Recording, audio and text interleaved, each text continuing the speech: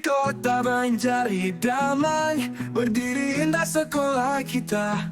SD Negeri 1 buah hajat, tempat belajar penuh cinta.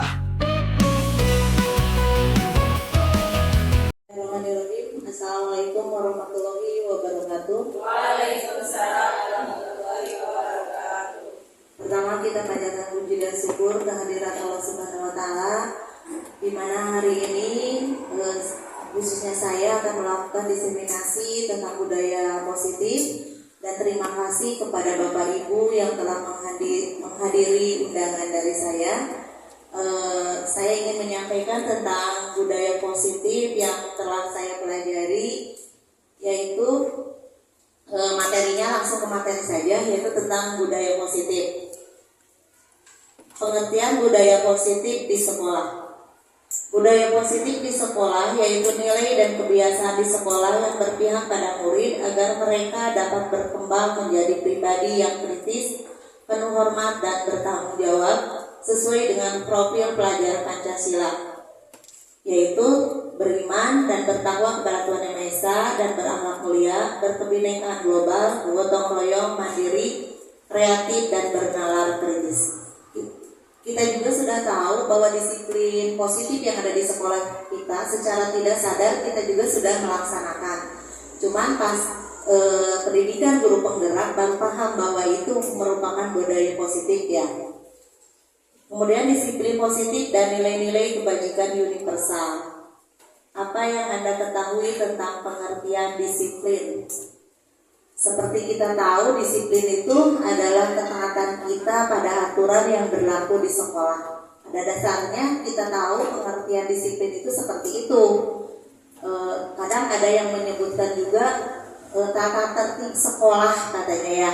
Tapi di balik semua itu setelah dipelajari ada perbedaannya juga. Pengertian budaya positif di sekolah, ada satu permainan yang akan menerangkan tentang disiplin positif. Di situ contohnya Anda dan teman Anda akan melakukan kegiatan. Coba sama ibu-ibu dan bapak-bapak berdampingan. Lihat yang ada di depan. Cobalah buka, Anda adalah A. Tugas Anda adalah mengepalkan salah satu tangan Anda.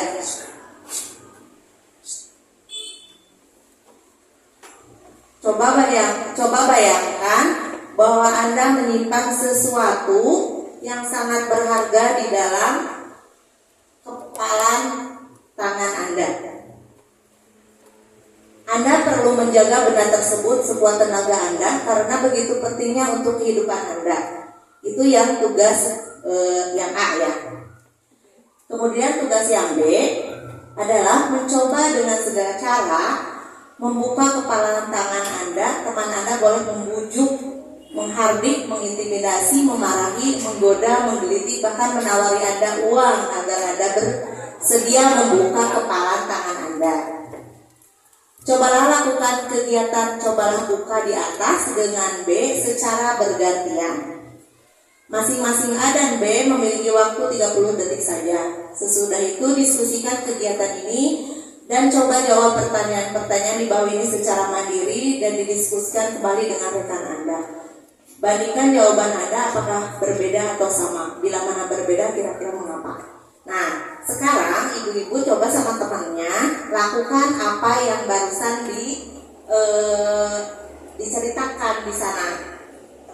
Yang satu sebagai A, yang satu sebagai B. Yang satu yang mengepalkan tangan, bahwa di kepala tangan itu ada sesuatu yang sangat berharga. Nah, si B, bagian B itu membujuk, merayu, bagaimana caranya agar tangan itu terbuka. Nah, gimana hasilnya gitu. Nanti gantian, yang B posisi yang A posisi yang B. Boleh dipraktekkan. Berpasangan. Tengahnya rumah. Ya.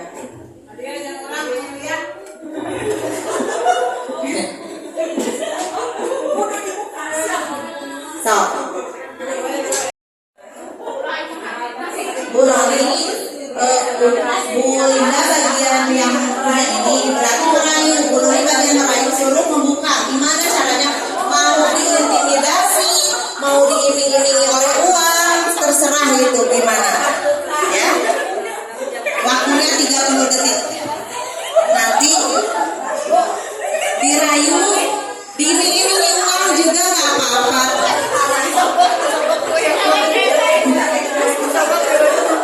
Diintimidasi, digelitik.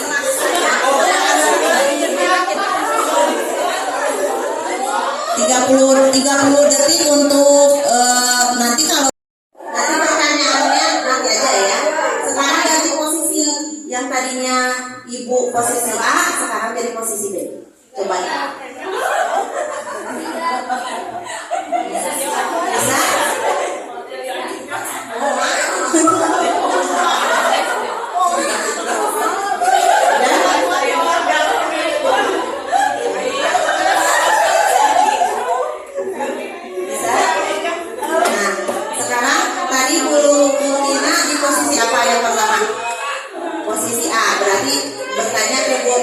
Kalian yang posisi B gimana? Sudah dipraktekkan dan caranya itu tetap. Terus tadi posisi Butina bergantian kan jadi posisi yang B. Gimana ama dibujuk tetapi tetap nggak bisa. Semua ada yang dibujuk, ada yang diintimidasi? Ada. Ada yang diintimidasi? Berarti itu mencerminkan bahwa kita punya pendirian yang teguh untuk mempertahankan sesuatu yang kita anggap berharga. Nah, sama pun dengan disiplin positif itu seperti itu. Jadi bagaimana caranya agar itu tantangannya ini? Tapi kalau kita sudah mempunyai prinsip atau sudah punya niat yang kuat, pasti kita akan tetap mempertahankannya, ya. Itu salah satu contoh kegiatannya. Lanjut bagus. Nah, disiplin positif dan nilai-nilai kebajikan universal. Kalau dulu paradigma lama yaitu disiplin adalah perilaku taat dan patuh terhadap peraturan yang berlaku.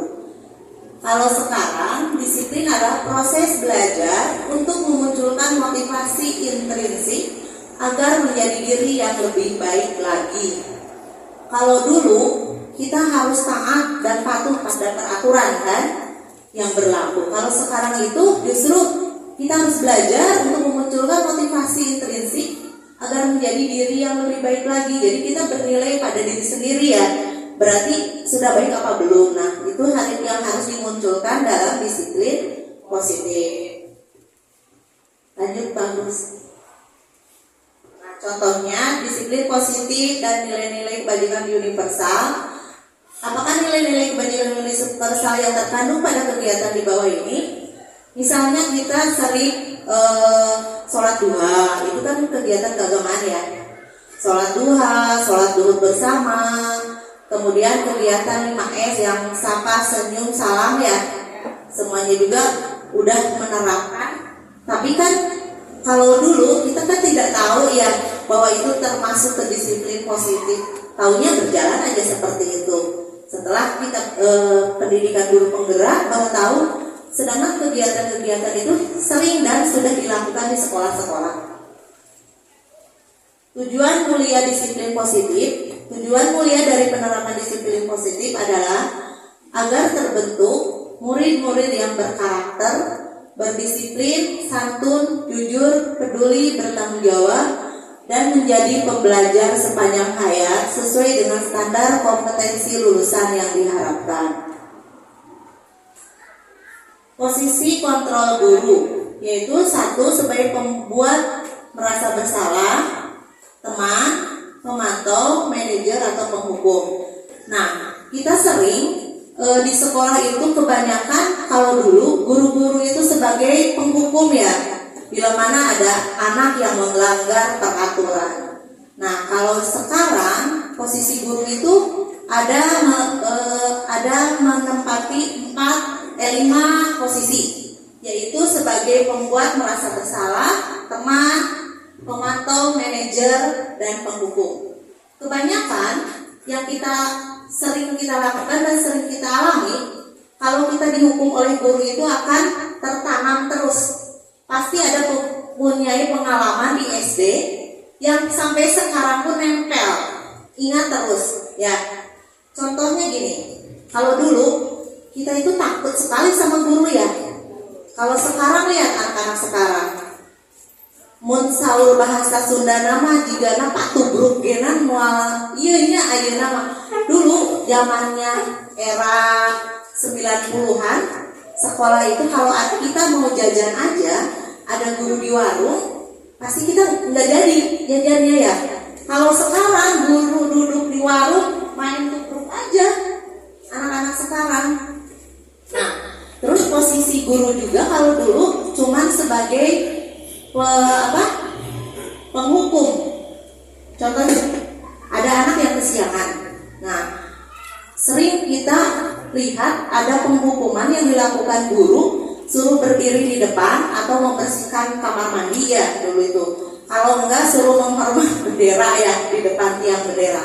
Nah, itu posisi guru seringnya yang dulu itu sebagai penghukum. Untuk sekarang posisi guru itu ada 5. Jadi sebagai pembuat merasa bersalah, teman, pemantau, manajer, dan penghukum. Lanjut.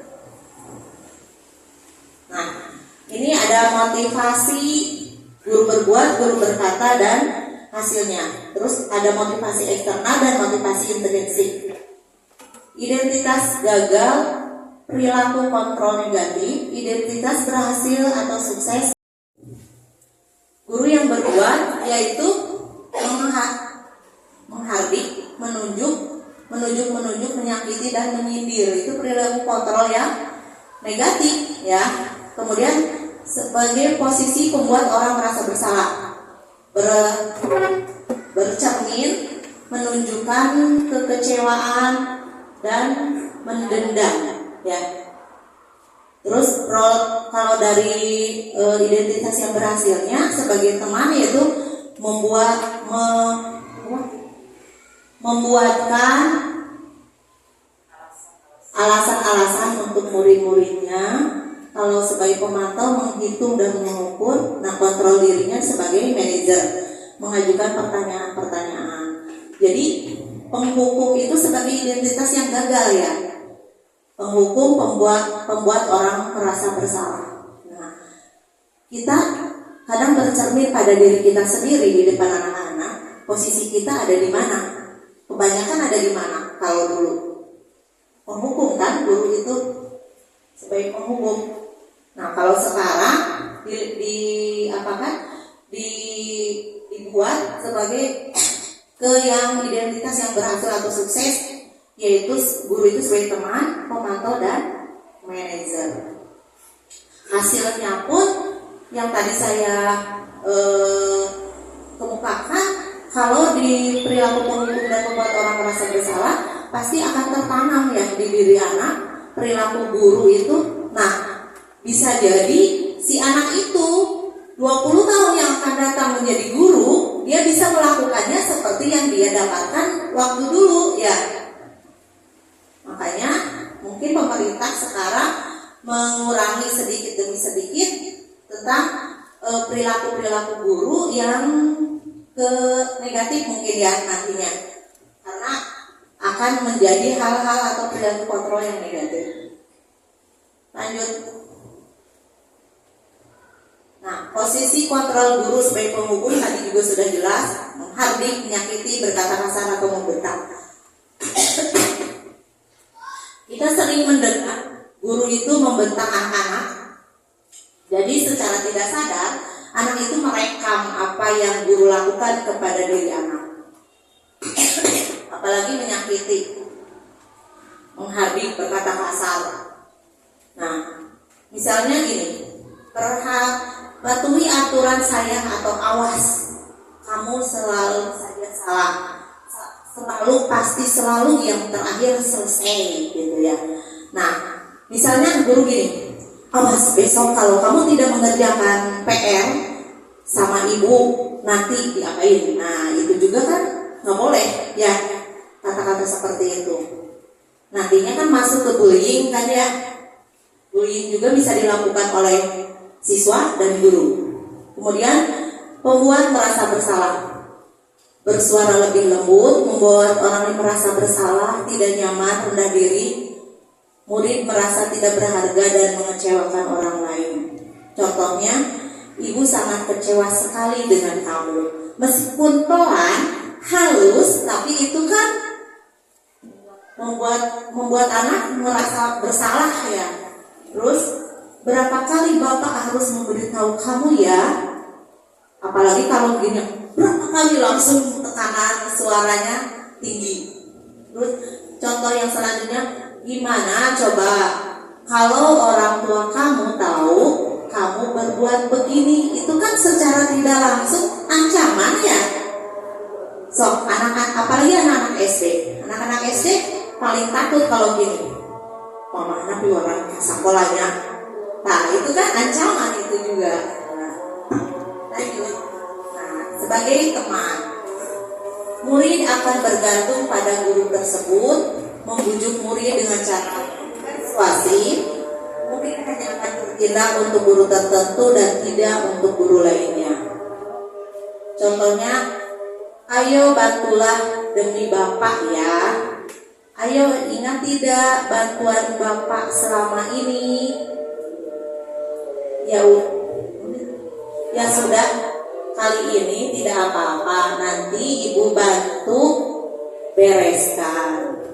Itu sebagai teman. Kemudian sebagai pemantau. Seorang pemantau sangat mengandalkan penghitungan catatan data yang dapat digunakan sebagai bukti atas perilaku seseorang. Posisi ini akan menggunakan stiker, selip catatan, dan daftar cek.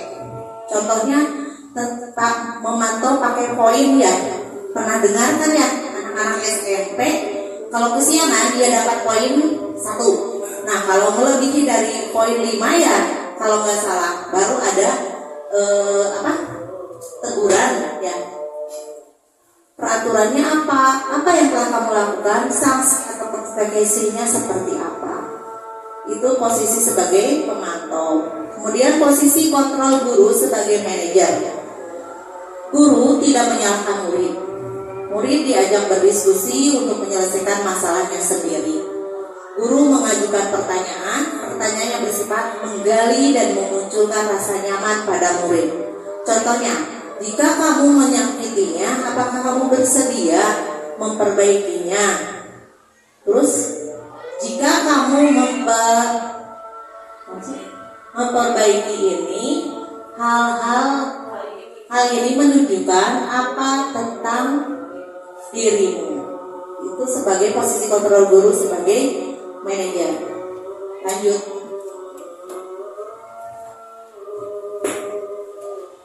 Nah, keyakinan kelas. Apa itu peraturan sekolah? Apa itu keyakinan kelas? Nah, sekarang kita kalau peraturan sekolah apa, seperti apa? Apa keyakinan kelas? Sama nggak peraturan sekolah sama keyakinan sekolah? Sama tidak, Bu Adel?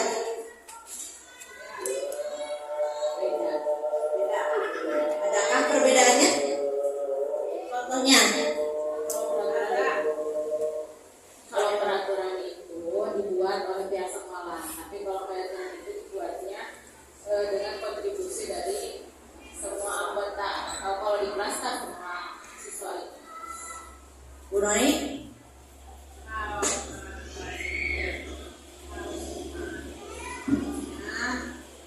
Kalau namanya keyakinan itu berasal dari pribadinya masing-masing, apakah mau dilaksanakan atau tidak. Jadi masih berhubungan tetapi berbeda dalam implementasinya. Ya begitulah. Kalau peraturan sekolah itu dibuatnya langsung ya oleh sekolah. Kelas berarti peraturan kelas ininya biasanya oleh wali kelas. Kalau keyakinan kelas biasanya kita melemparkan ke murid ya, ke murid untuk bersama-sama membuat keyakinan kelas di mana yang nantinya misalnya tidak menjalankan keyakinan kelas itu nantinya murid itu sendiri atau bersama-sama menentukan apa yang harus dilakukan ya, seperti itu. Lanjut terus. Nah, ini pengertian keyakinan kelas.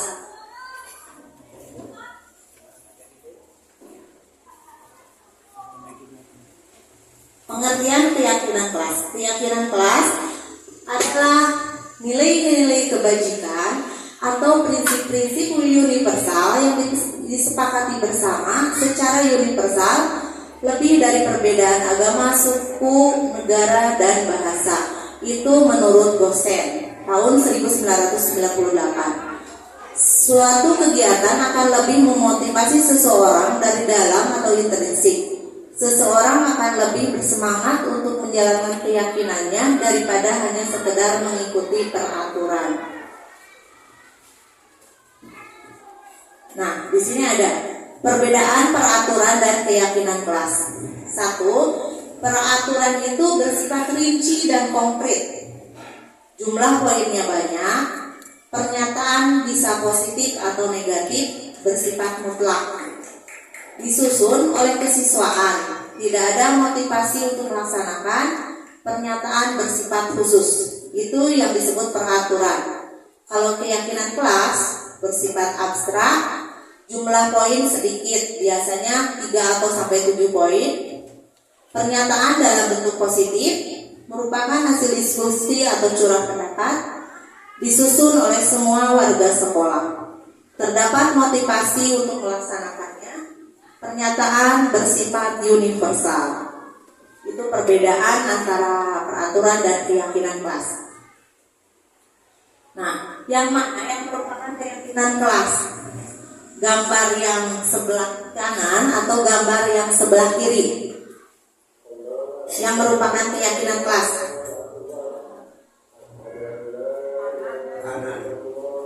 Yang kanan, yang ada gambarnya atau yang tidak? Yang tidak ada gambarnya. Kalau di sana kan tertib katanya ya. Kesepakatan kelas. Kami guru dan murid yang saling menyayangi. Kami murid yang semangat belajar. Kami murid yang peduli dengan teman-teman. Itu yang dinamakan kesepakatan kelas ya. Nah, itu peraturan yang sebelah kanan. Kemudian keyakinan kelas yang sebelah kiri. Misalnya peraturan kelas selalu kembalikan buku ke tempatnya. Itu peraturan kelas. Nah, keyakinan kelasnya bagaimana? Ada yang bisa?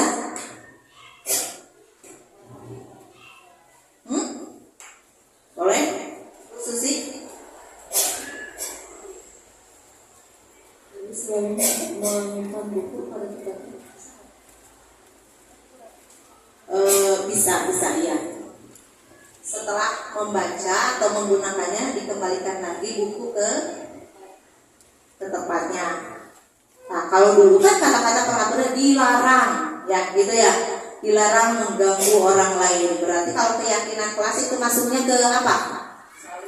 Saling menyayangi, saling menyayangi, ya.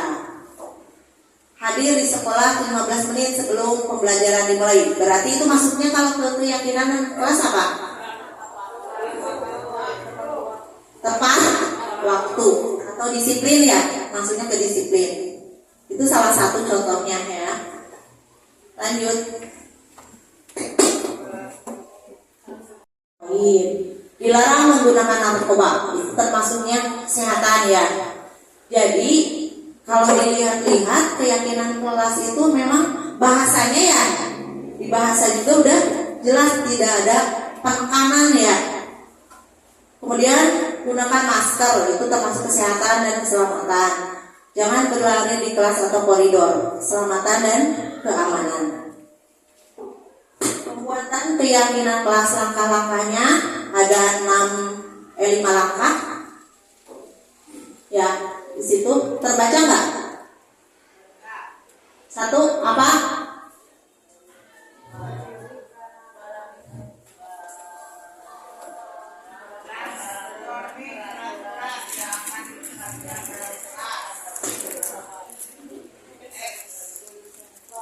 Eksplorasi keyakinan yang ada dalam peraturan yang telah dituliskan dengan melakukan pendalaman keyakinan. Susun kembali bertanda tangan semua anggota kelas, pajang dan sosialisasikan. Terakhir tinjau kembali secara berkala. Lanjut ke segitiga restitusi. Nah, ini ada yang istilahnya segitiga restitusi, merupakan langkah yang dilakukan untuk menyelesaikan permasalahan yang dialami murid dengan cara berkolaborasi dan mengajukan pertanyaan yang dapat memunculkan motivasi intrinsik murid menjadi lebih baik lagi. Nah, ada pertanyaan kemarin itu, boleh nggak sebagai manajer atau kepala sekolah untuk melakukan segitiga restitusi terhadap guru? Katanya boleh dilaksanakan. Jadi bukan hanya untuk murid, untuk guru pun boleh dilakukan dengan menggunakan segitiga restitusi. Nah, tahapan-tahapan dalam segitiga restitusi: 1. Menstabilkan identitas. 2. Validasi tindakan yang salah. Kemudian yang ketiga yaitu menanyakan keyakinan. Sebenarnya kita juga sering melakukan seperti ini bila mana ada murid atau siswa didik kita melakukan suatu kesalahan atau suatu pelanggaran terhadap keyakinan kelas. Kalau dulu guru-guru langsung ini, misalnya ada seorang anak yang menangis, ditanya oleh siapa, kan seringnya anak-anak SD seperti itu, kita langsung menjudge orang yang melakukannya, kan, tidak bertanya dulu, tidak bertanya alasannya seperti apa. Kita kan sukanya langsung gini, kamu jangan nakal, nanti gini, gitu kan. Nah, sekarang ada istilahnya segitiga restitusi untuk menghadapi murid atau peserta didik kita bila melakukan suatu pelanggaran terhadap keyakinan kelasnya, ya, atau keyakinan sekolah. Kalau untuk guru biasanya itu keyakinan sekolah, ya. Kalau untuk guru bisa katanya dilakukan terhadap guru untuk dilakukan segitiga restitusi. Selanjutnya, apa yang dimaksud dengan menstabilkan identitas? Menstabilkan identitas itu bertujuan untuk mengubah identitas anak dari orang yang gagal karena melakukan kesalahan menjadi orang yang sukses. Contohnya itu ada di situ. Berbuat salah itu tidak apa-apa, tetapi kalau sekarang bahasanya seperti itu, ya. Nggak langsung gini, kamu melakukan kesalahan ini, kamu nakal, kamu ini, seperti itu. Itu sudah tidak dilakukan lagi. Nah, setelah menstabilkan identitas, langsung ke validasi tindakan yang salah. Nah, ini yang dilakukan validasi tindakan yang salah itu bertujuan untuk memahami kebutuhan dasar apa yang mendasari sebuah tindakan sehingga bisa menemukan cara-cara yang paling efektif untuk memenuhi kebutuhan tersebut. Nah, seperti ini contohnya. Padahal kamu bisa melakukan dengan lebih buruk dari ini, ya. Kamu pasti punya alasan mengapa melakukan hal itu. Kamu patut bangga pada dirimu sendiri karena kamu telah melindungi sesuatu yang penting buatmu. Kamu boleh mempertahankan sikap itu, tapi kamu harus mendapatkan sikap yang baru. Kalau biasanya kan validasi tindakan yang salah kita langsung kata-katanya nggak seperti ini. Kadang ayah bertanya ya seperti ini. Lah bu, kabur budak gitu. Komo lelei kieu cenanya aya nu kitu kan. Tapi ya kita mencoba belajar untuk melaksanakannya seperti itu gitu. Terus menanyakan keyakinan. Itu tujuannya untuk apa? Untuk menghubungkan murid dengan nilai-nilai yang dia percaya sehingga dapat berpindah menjadi orang yang dia inginkan. Contohnya, apa yang kita percaya sebagai kelas atau keluarga? Apa nilai-nilai umum yang kita tak sepakati? Apa bayangan kita tentang kelas yang ideal? Kamu mau jadi orang yang seperti apa? Kalau ke anak SD pasti gini, kamu tahu kalau kelas atas pasti bisa menjawab ya, kecuali kelas bawah. Kalau kelas bawah kan nangis duluan dia. Kadang belum juga apa-apa udah nangis duluan, belum ditanya apa-apa juga karena dia udah merasa bersalah. Nah itu juga bisa dipraktekkan buat anak-anak kelas bawah juga. Itu mungkin segitiga restitusi terakhir. Dan bila mana ada yang tidak jelas, silakan.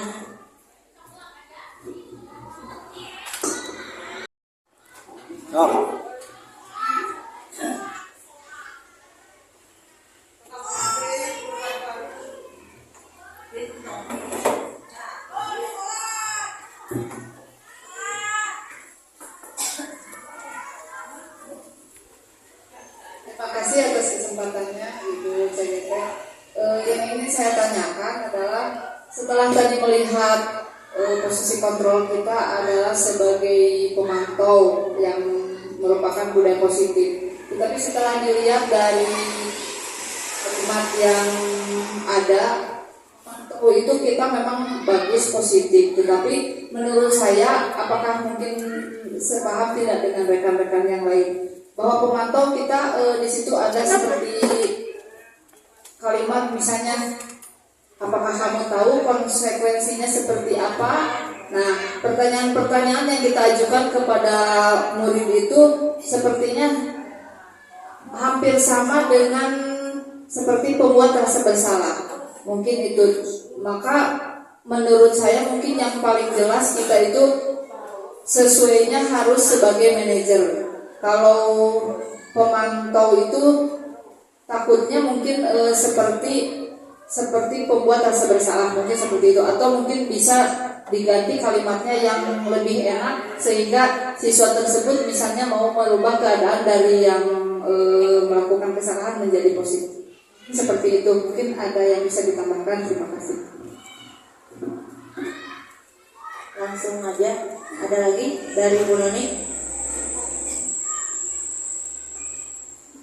Tadi ada pertanyaan dalam pemantau ya, bagaimana kalau kita merubah pertanyaannya, kan itu seolah-olah merasa yang bersalah ya. Sebenarnya itu hanya salah satu contoh ya. Pertanyaan-pertanyaan itu kita bisa buat sendiri dan kita bisa terapkan mana yang cocok dilakukan oleh kita sebagai guru SD. Nah itu bisa, karena ini sebagai contohnya itu untuk anak-anak SMA biasanya. Itu mungkin bisa ya. Jadi gimana kesepakatan sekolah tersebut untuk memakai kata-kata yang mana. Biasanya kita kan spontan ya pertanyaan seperti itu. Ya. Itu mungkin. Terus tadi ada yang segitiga restitusi ya. Segitiga restitusi. Nah, kalau sebenarnya kita sudah melakukan segitiga restitusi seperti itu, tapi kita nggak tahu bahwa itu tahapan-tahapan segitiga restitusi. Nah, sama saya juga baru tahu tahapan-tahapan segitiga restitusi ketika sudah mempelajari modul 1.4. Padahal kita juga, saya yakin Bapak Ibu di sekolah itu sudah melakukannya, cuman tidak tahu aja bahwa itu tahapan-tahapan segitiga restitusi. Itu mungkin untuk segitiga restitusi. Enggak ada lagi? Bu Neng? Kalau misalnya Bu, tidak semua tahapan restitusi itu dilakukan, itu termasuk segitiga restitusi. Sebenarnya tahapan-tahapan ini tidak baku untuk dilakukan, katanya ya, kemarin itu tidak baku untuk dilakukan, tapi secara tidak sadar tahapan itu kita melakukannya, tapi untuk dipenggal-penggal gitu. Jadi sedangkan contoh yang kita dapat kesannya kan dipenggal-penggal ya. Sebenarnya pada tindakan segitiga restitusi itu kita lakukannya berjalan, tapi karena tugas kitanya harus kelihatan tahapan menstabilkan identitas, kemudian validasi tindakan yang salah, kemudian terakhir menanyakan keyakinan. Karena tugasnya kita harus kelihatan tahapan-tahapan itu, padahal sebenarnya di lapangan itu secara dilakukannya, tapi pasti yakin melakukannya secara tidak sadar itu udah tahapan-tahapan itu. Contohnya gini, ada anak menangis, terus ditanyakan, kamu kenapa menangis? Sama si A didorong. Nah, itu kan udah tahapan yang perilakunya dulu. Terus yang anaknya dipanggil kan sama kita pasti dipanggil. Kamu merasa bersalah nggak? Itu kan udah menstabilkan identitas ya sebenarnya. Terus gini, terus si anak menjawab, nggak bu, misalnya nggak ngaku, tapi terus pas kita pancing pertanyaan-pertanyaan, nah pas menstabilkan identitas dia pasti terakhir gini, iya bu, soalnya anu gitu ya. Terus kamu itu tindakan kamu benar nggak? Tindakan kamu menurut ini keyakinan kelas kamu itu benar nggak kan? Itu udah beberapa tahapan terakhir nanti kamu apa yang kamu mau lakukan? Pasti gitu kan kita. Nanti anak pasti jawab, saya mau minta maaf bu ke yang tadi yang sudah saya bikin nangis. Itu kan udah tahapan terakhir, tapi secara tidak sadar ya kita sudah melakukannya. Mungkin itu Bu Neng. Terima kasih. Sama-sama. Ada lagi? Mangga. Oh yang guru ya? Ya Bu Noni gimana? Untuk kesepakatan kelas, karena saya dulu awal mulanya ada kesepakatan kelas itu dari mana dulu? Tadi ada tahapan-tahapan untuk membuat kesepakatan kelas atau keyakinan kelas ya? Tahapan-tahapannya. Nah, ini tahapan-tahapannya itu brainstorming peraturan yang diterapkan dalam kelas. Yang tadinya ada peraturan kan di kelas. Nah, si anak dipantau oleh guru, dituntun ya oleh guru melakukan itu, karena pasti tiap ini juga pasti ada kan peraturan kelas. Kemudian tuliskan semua usulan. Jadi anak-anak nanti usulan, dari usulan anak-anak ditampung oleh guru, nanti ditulis. Nah pasti kan ada yang gini, bu jangan telat, bu boleh makan, kan anak-anak pasti beda-beda. Nah terus kemudian diekspor keyakinan peraturan yang telah dituliskan dan melakukan pendalaman keyakinan. Nah dari situ dirubah kata-kata yang itu menjadi keyakinan kelas. Tadi seperti kesehatan, disiplin, menyayangi orang lain, kan kata-katanya seperti itu. Kan peraturan itu dibuat kesepakatan kelas atau memang sudah ada karena ada visi-misi sekolah sehingga tiap kelas itu punya peraturan. Peraturan itu sama nggak dengan tata tertib kelas? Peraturan sama tata tertib kelas itu sama. Kalau peraturan sama tata tertib sama. Kalau sama keyakinan kelas tidak gitu. Jadi dari peraturan yang ada, guru sebagai wali kelas menuntun anak untuk mengungkapkan apa yang diinginkan di kelas itu. Nah gitu. Jadi anak-anak itu dibuat ini kelas mau dibikin apa. Nah untuk menuju kelas yang ideal yang mereka inginkan kan harus ada ketercapaiannya dulu. Nah peraturan atau tata tertib kelas itu sebagai acuan dasar. Nanti kita rubah ke kata-katanya yang positif. Jadi dari kata-katanya yang negatif dirubah menjadi kata-kata positif. Nanti disepakati ada keyakinan kelas. Nah terakhir keyakinan kelas itu dipatuhi atau dalam waktu misalnya 1 bulan. Nah kita dievaluasi lagi sama guru. Jadi dari peraturan, awalnya memang dari peraturan atau tata tertib kelas, nanti kita tampung dari anak-anak maunya kelas itu seperti apa. Mungkin seperti itu Bu Noni. Berarti boleh berubah ya? Boleh, iya boleh. Sesuai keinginan anak. Kadang kan kita sekarang bukan guru yang menentukan mau bagaimana kelas itu, tapi peserta didik yang menentukan kelas kita mau seperti apa. Ya, itu mungkin Bu Noni. Ada lagi? Oh boleh ya. Perubahan keyakinan kelas, saya hanya sedikit berbagi ya pengalaman. Kalau saya awalnya tidak dari peraturan yang ada, karena memang tidak terpampang peraturan di kelas. Dulu kan belum ada peraturan tuh, anak baru, kita tuh guru baru gitu ya.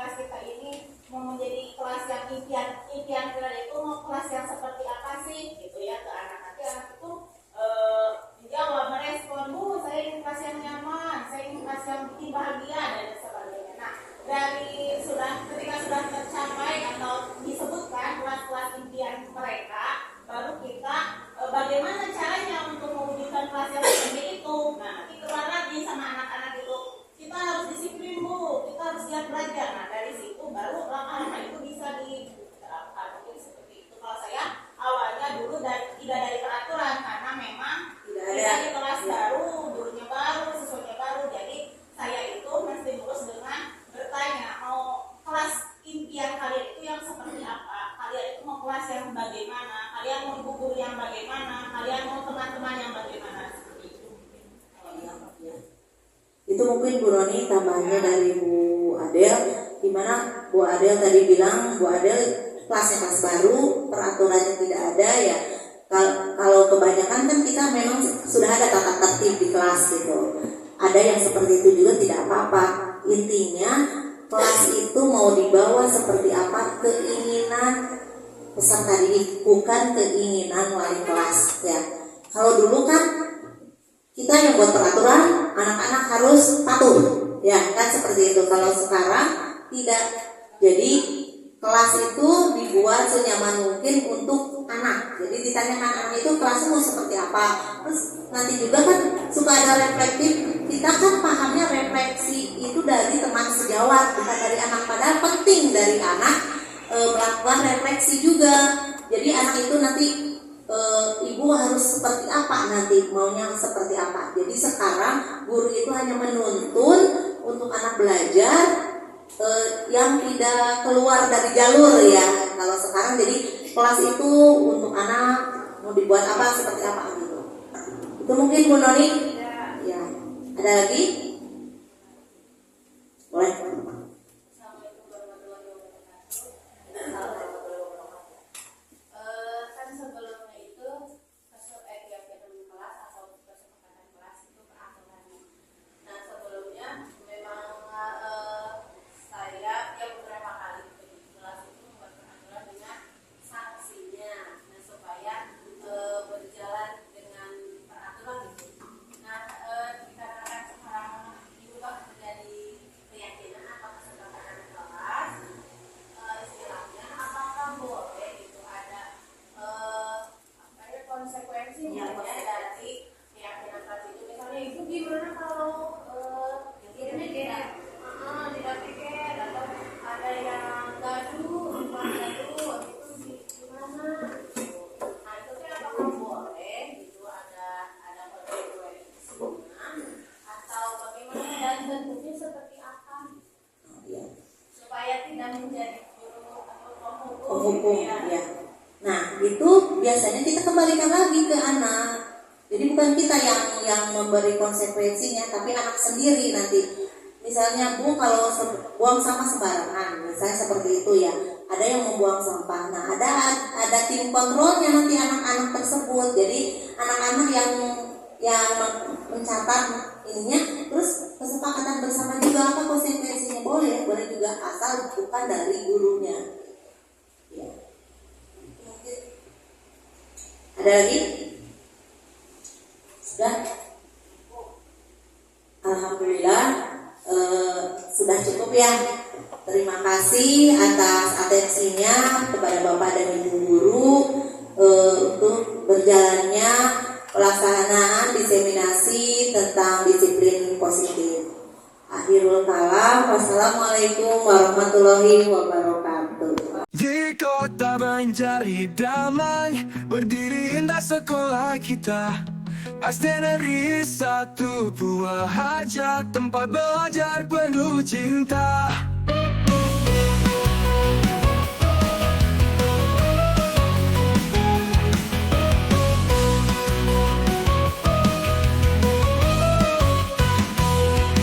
Di sini kita berkarya ya, bersama raih cita-cita. SD Negeri 1 buah hajat, kota Banjar banggakan kita.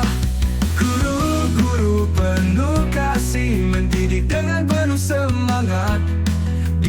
pelanggaran pelajaran, ilmu dan budi kita tanam. Di sini kita berkarya ya, bersama raih cita-cita. SD Negeri 1 Purwaharja, Kota Banjar banggakan kita.